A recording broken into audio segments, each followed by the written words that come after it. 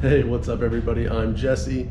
This is my garage, and today we're going to talk about the 5 things you, as a new 300ZX owner, are probably going to have to buy and replace on your new, used 300ZX.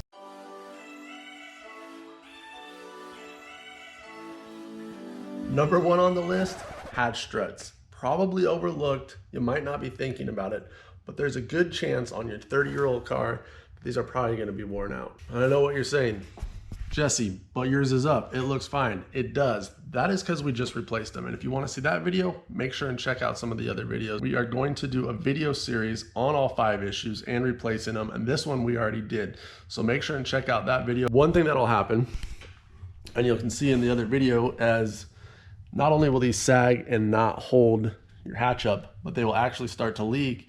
This one was spraying hydraulic fluid all over the place anytime it opened and closed. Anytime you even looked at it, it would spray hydraulic fluid. So number 1, this is just keeping your car nice. Keep it reliable. To keep it reliable and not having been embarrassed for driving an older car. The second thing that you're probably gonna have to replace is this little piece of trim right here.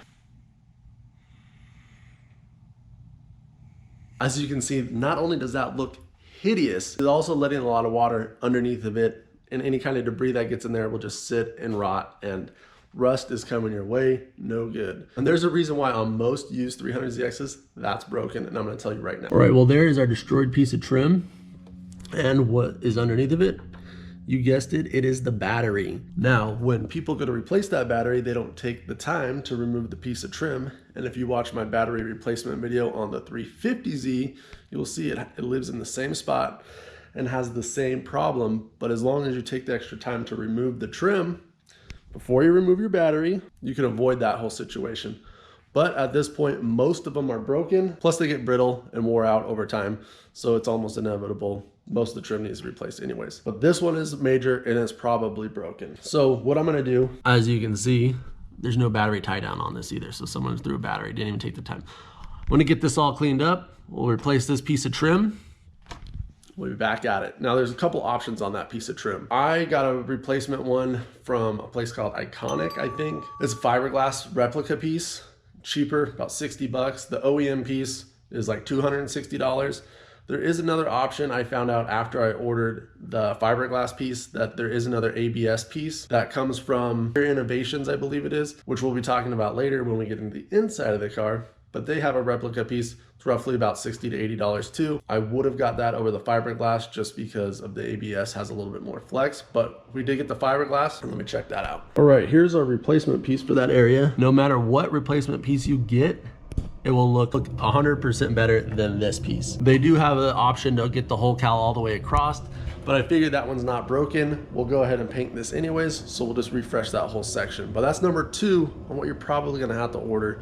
Keep your car from just looking like an old beat up Nissan. And of course, shameless plug, if you want to see the video where we actually replace that, talk a little bit more in depth about that replacement piece and get in to put on the car, make sure and hit that subscribe button and check that video out. Bonus points, GK Tech radiator cap. Not needed, but looks cool. Also bonus, those little hood clips and grommet. All the clips in the grommet weren't on the car, so the hood prop was just sitting in there. Bonus points. All right, so the next thing on our list brings me to the inside of our car.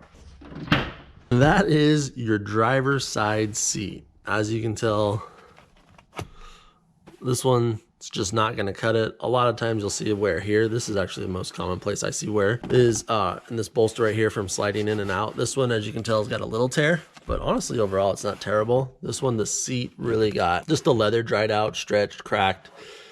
Nobody was conditioning it. A lot of just cracked leather. This is definitely from neglect over the years. Our passenger side seat is actually in good condition. So, third thing on the list, your driver's side seat probably needs some help. There's a good chance that it's had a lot of wear over the years. Something either cracked, split, or wore out. I've seen it both ways. I've seen the leather cracked, obviously like this one. I've also seen the tweed wore out, hole right here. And then a lot of times the foam will wear out and you can see all the way down to the metal frame. Now, if you're paying a lot more for one of these cars, your seat's gonna be okay. But I'm gonna say what most people are gonna do for entry-level ZXs, probably gonna have a wore out driver's seat. Now you can go with the aftermarket seat, not really feel like this car has a certain look on the exterior and interior, and I kind of want to maintain that look, including on the interior. And these seats fit with the design of this interior so well. I just don't think aftermarket seats for me.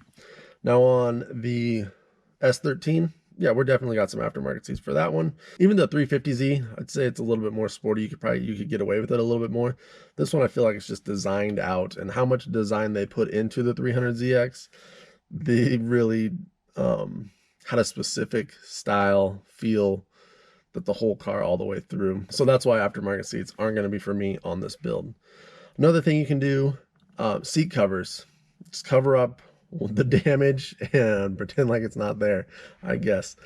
That can definitely work in some instances. These seats, on the other hand, just going right back to the same reason I don't want to go with like an aftermarket seat is they're just too beautiful to cover up. So the third option I found is having the seats reupholstered or redone. There's a place called Innovative Interiors, I believe, and they actually sell the foam kit for the seat and replacement leathers for this. That is what I'm going to do on this car, and I've never done that before, so that will be a new project.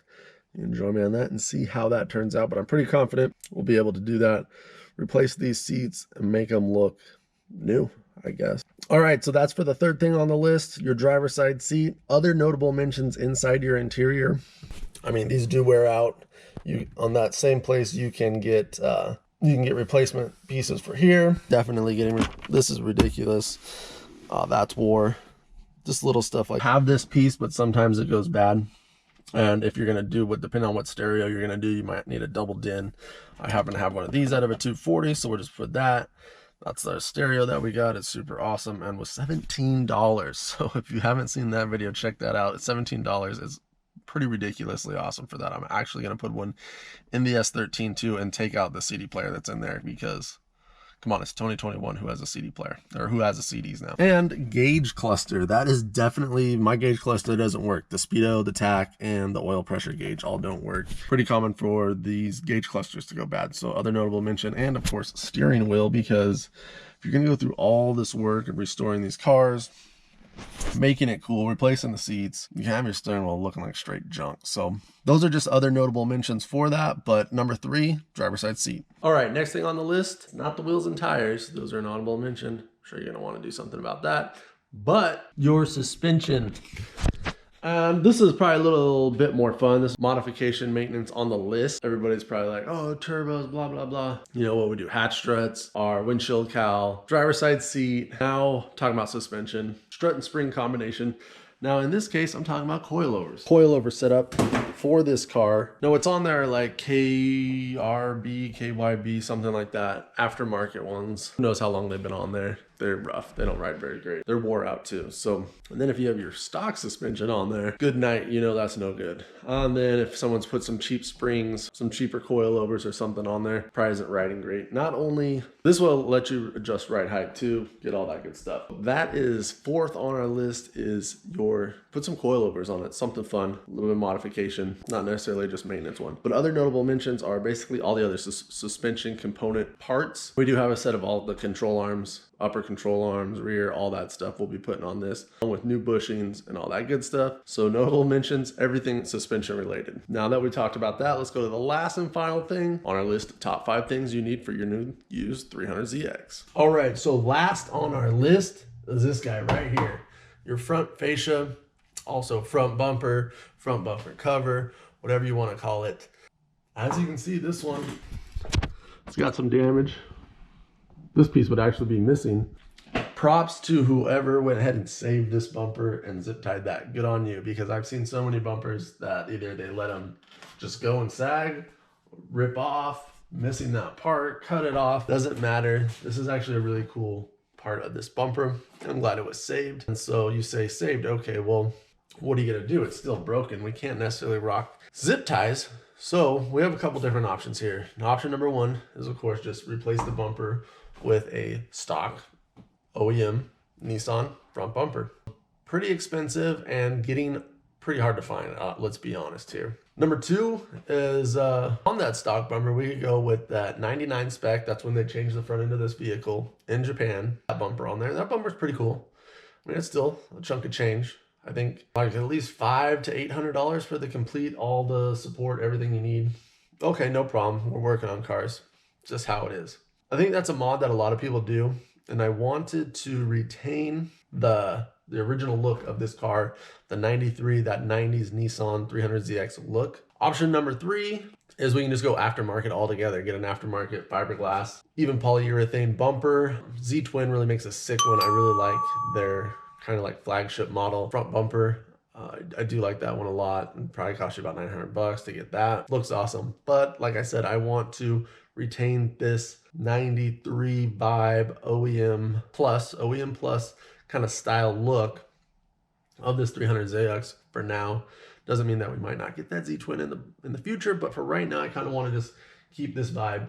Now we're not, and now that brings us to our fourth, and I think probably just the easiest, most efficient way to repair this bumper. Right here, we got our front lip repair kind of kit. This will cover up all that damage, actually keep your bumper from getting damaged. This will take any heat first, and this is a lot cheaper to replace and easier to replace than this whole unit right here. So even if your bumper's good and you're thinking you want to keep it, and you kind of like this style, this isn't a bad deal to throw the front lip on your car just to save it from getting damaged anyways. But as you can see on this, kind of retains that factory, gives us a nice lip up front that will hopefully stop any damage from happening, and it fits perfectly. And that will be what's number 5, is probably to address something on your front bumper, either cracked, replacement, whatever you're gonna have to do, because you can't be driving around, or there's a good chance from the amount of 300ZXs I've seen, actually just missing that bottom lip. Let's be honest, they're broken. So that'll be it for the top 5 things you're gonna need for your new used 300ZX. Hatch struts, windshield cowl, especially the